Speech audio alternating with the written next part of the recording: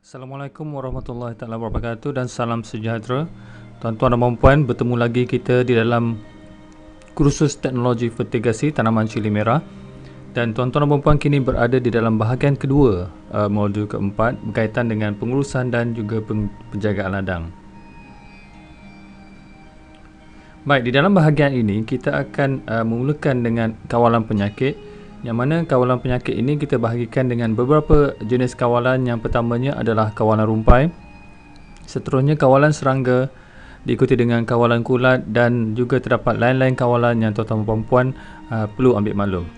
Dan di dalam langkah pengawalan penyakit ini, tuan-tuan dan puan-puan adalah digalakkan untuk merujuk kepada buku pakej teknologi cili, yang mana kita akan gunakan di dalam video ini nanti. Di dalam saya akan tunjukkan contoh-contoh yang terdapat di dalam buku pakej teknologi cili. Ianya banyak mengandungi maklumat berkaitan dengan jenis-jenis penyakit dan juga racun-racun yang berada di dalam pasaran Malaysia yang diluluskan oleh Jabatan Pertanian Malaysia. Dan buku pakej teknologi sini adalah keluaran Jabatan Pertanian Malaysia.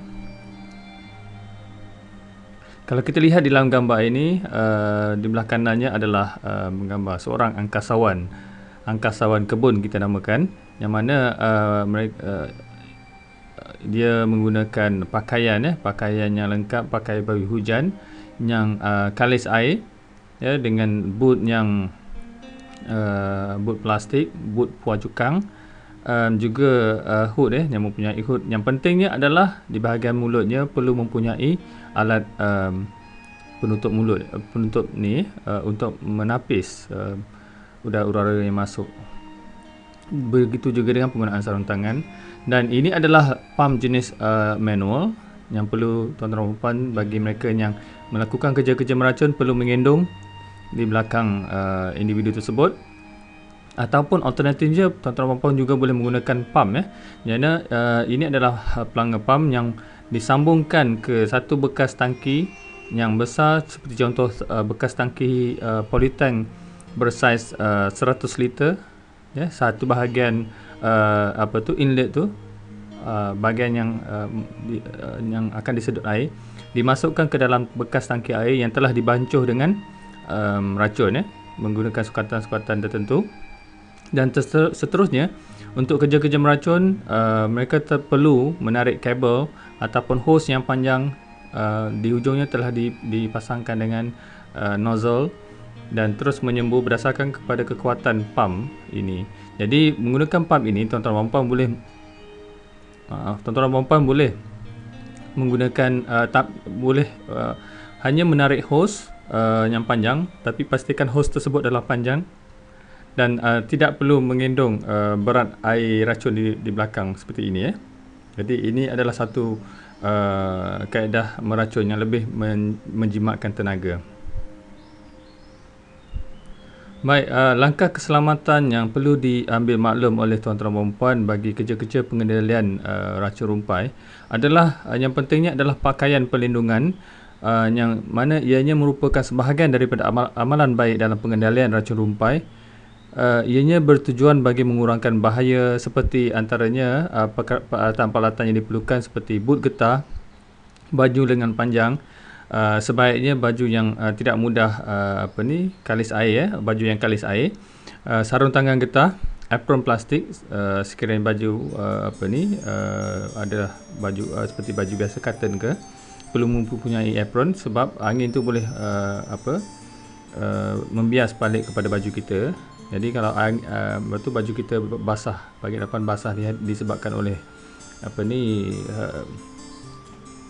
air racun yang tempias kena kepada kita, dan badan kita boleh kulit badan kita boleh gatal-gatal. Seterusnya topeng muka, dan juga goggle bagi mata, dan sebaiknya juga topi.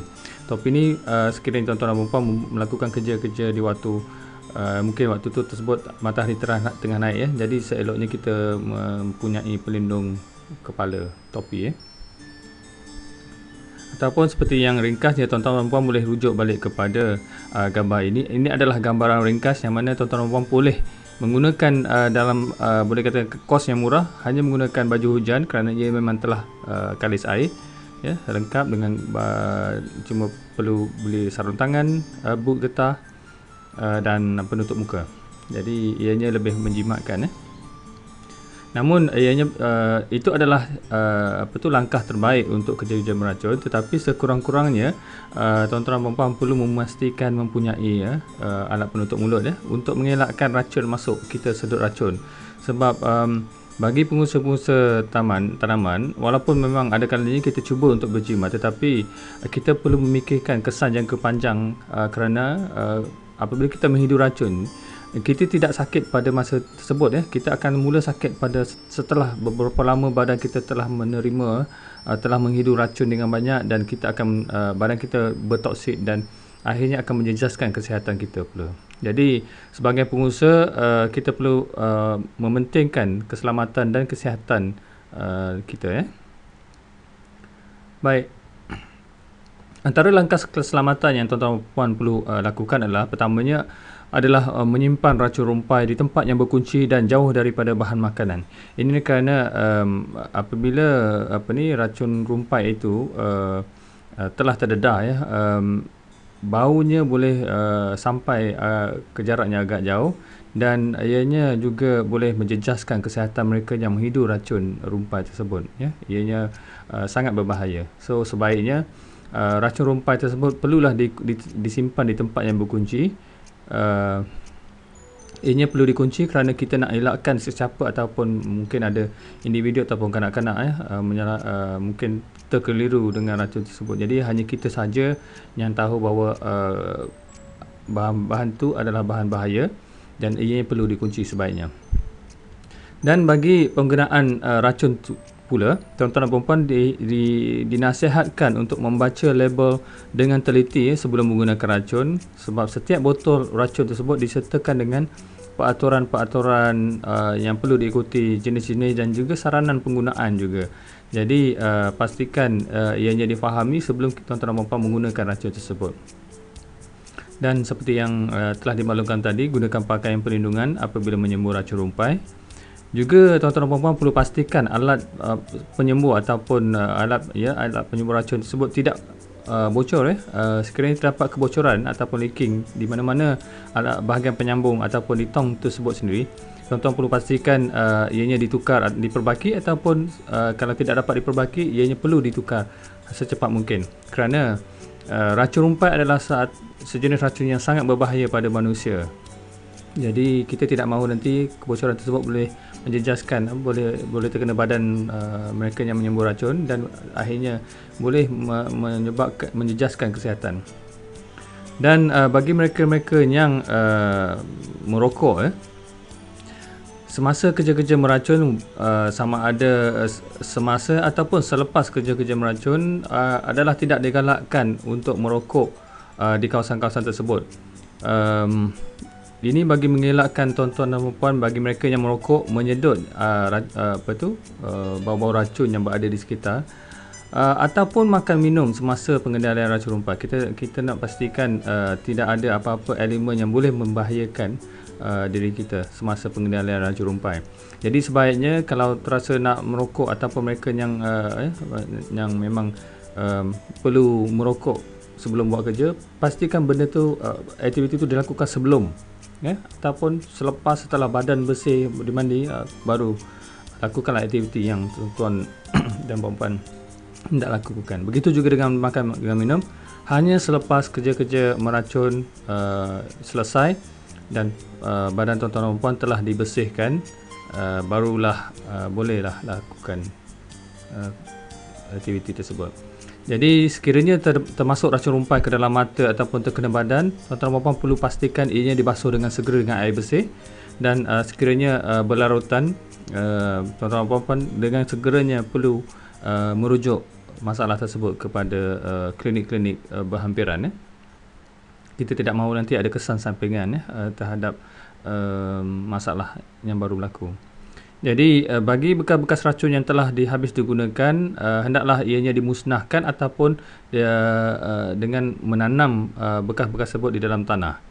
Kita tak nak nanti ada mereka-mereka yang mengguna semula bekas-bekas tersebut untuk aktiviti lain. Jadi ianya boleh menjejaskan bahan mereka yang menggunakan semula bahan botol ataupun bekas tersebut boleh mengalami masalah yang sama seperti ianya, sebab racun ni memang makan masa lama ya, terutama bekas memang melekat di dalam bekas tersebut. Jadi sebaiknya ianya tidak digunakan semula. Sebaiknya pecahkan dan kemudian ditanam. Kita elakkan penggunaan semula dan elakkan daripada orang lain menjumpai bekas tersebut. Seloknya dispose off ya. Baik, ini adalah contoh racun rumpai yang berada di dalam pasaran negara. Ini adalah seperti contoh Basta. Tuan-tuan dan puan-puan perlu menilai, tengok jenis yang mana sesuai untuk digunakan bagi tanaman tuan-tuan dan puan-puan. Jadi bagi tanaman vertigacin ni ataupun tapak-tapak tuan-tuan dan puan-puan seperti sini, kalau kita tengok di dalam gambar ni, di lorong, untuk membersihkan lorong-lorong laluan yang tidak ditutup dengan silver shine ini, tuan-tuan boleh menggunakan racun rumpai yang sederhana dan sederhana rendah ya. Jangan gunakan racun yang kuat, kerana racun tersebut penggunaan kita hanyalah untuk membunuh rumpai-rumpai yang rumput rumpai yang berada di bawah sini saja. Dan kerja-kerja meracun tersebut perlu dilakukan seawal-awal pagi di waktu